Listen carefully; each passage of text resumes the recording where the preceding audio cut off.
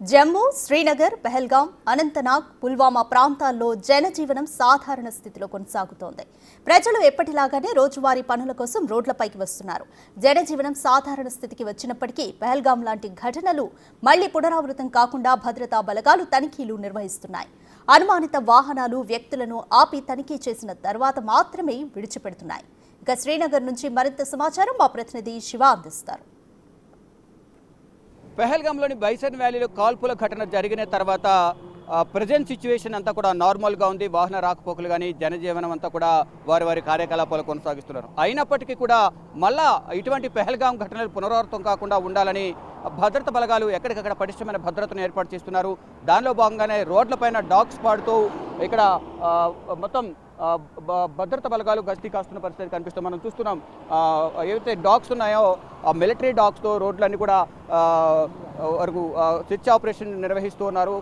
భద్రతా బలగాలు రోడ్లపై ఎక్కడికక్కడ మొత్తం భద్రతను పర్యవేక్షిస్తున్నారు. మరోవైపు లారీలు కూడా అంతా చెక్కింగ్ చేస్తున్నారు. అనుమానితులు ఎవరు ఉన్నారో వారన్నీ కూడా చెక్ చేస్తున్న పరిస్థితి కనిపిస్తోంది. ఆర్మీ ఎక్కడికక్కడ ఎవరిని కూడా వాహనాలకు సంబంధించి కానీ రిజిస్ట్రేషన్ సంబంధించి ఎక్కడ ఉన్నారు ఏంటి అనేది కూడా ఎక్కడి నుంచి వస్తున్నారు అనే అంశాలపై కూడా వారందరినీ కూడా వివరాలు అడిగి తెలుసుకుంటున్న పరిస్థితి కనిపిస్తోంది. ఎక్కడ కూడా మళ్ళీ ఎటువంటి అవాంఛనీయ ఘటనలు జరగకుండా ఉండాలి అనేది కూడా వారు భావిస్తున్నారు. దానిలో భాగంగానే ఈ భద్రతను పర్యవేక్షిస్తున్న పరిస్థితి కనిపిస్తోంది. కానీ ఇక్కడ శ్రీనగర్, జమ్మూ కాశ్మీర్లో అంతా కూడా నార్మల్ పొజిషన్లో ఉన్నప్పటికీ కానీ ఇటు జమ్మూ కాశ్మీర్ సరిహద్దుల్లో మాత్రం పాకిస్తాన్కు సంబంధించిన సైనికులు ఉగ్రవాదులు చొరబాటుకు ప్రయత్నిస్తున్నారు. దానిలో భాగంగానే ఈ చొరబాటును అడ్డుకునేందుకు ఆర్మీ బలగాలు కూడా గట్టిగా ప్రయత్నిస్తూ ఉన్నాయి. మొత్తం ఇక్కడ ఆర్మీకి సంబంధించిన వెహికల్స్ కూడా చూస్తూ ఉన్నాం.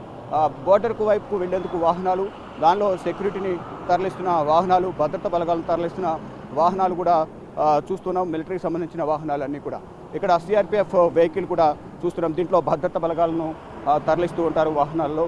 దానిలో భాగంగా మొత్తం వెహికల్స్ అన్నీ కూడా వాహనాల్లో ఈ ఆర్మీ వాహనాలన్నీ కూడా ఇక్కడ సెక్యూరిటీ నిమిత్తం ఒక ప్రాంతం నుంచి వేరే ప్రాంతానికి సైనికులను తరలిస్తూ ఉంటారు. అంటే మొత్తం శ్రీనగర్ కానీ, జమ్మూ కాశ్మీర్, అనంతనాగ్, పుల్వామా, కుల్గాం, పెహల్గాం పరిసర ప్రాంతాల్లో అంతా కూడా ఈ భద్రతా బలగాలు భారీగా మోహరించి ఉన్నాయి.